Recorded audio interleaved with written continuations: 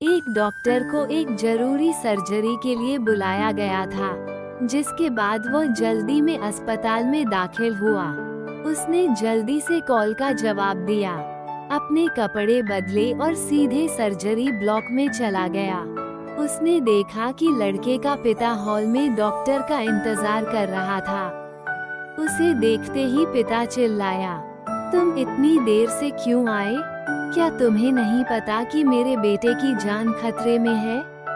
क्या तुम्हें कोई जिम्मेदारी का एहसास नहीं है? डॉक्टर ने मुस्कुराते हुए कहा, मुझे खेद है, मैं अस्पताल में नहीं था और कॉल मिलने के बाद मैं जितनी जल्दी हो सका आया, और अब मैं चाहता हूँ कि तुम शांत हो जाओ ताकि मैं अपना काम कर सकूं। शांत हो जाओ।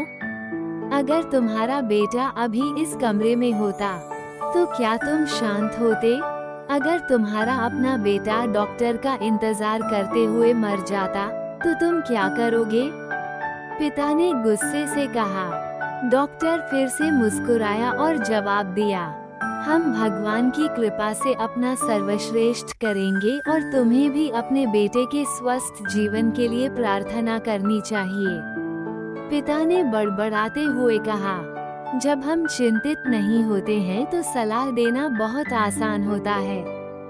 सर्जरी में कुछ घंटे लगे, जिसके बाद डॉक्टर खुश होकर बाहर गया।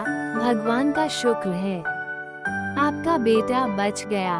और पिता के जवाब का इंतजार किए बिना वो ये कहते हुए भागता हुआ चला गया।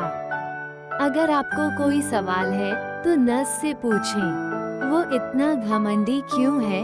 वो कुछ मिनट भी इंतजार नहीं कर सकता था ताकि मैं अपने बेटे की स्थिति के बारे में पूछ सकूं। डॉक्टर के जाने के कुछ मिनट बाद नर्स को देखकर पिता ने टिप्पणी की। नर्स ने जवाब दिया, उसके चेहरे पर आंसू बह रहे थे। कल सड़क दुर्घटना में उसके बेटे की मौत हो गई। जब हमने उसे आपके बेटे की सर्जरी के लिए बुलाया था तब वो दफन में था, और अब जब उसने आपके बेटे की जान बचाई है तो वो अपने बेटे का दफन पूरा करने के लिए भागता हुआ चला गया।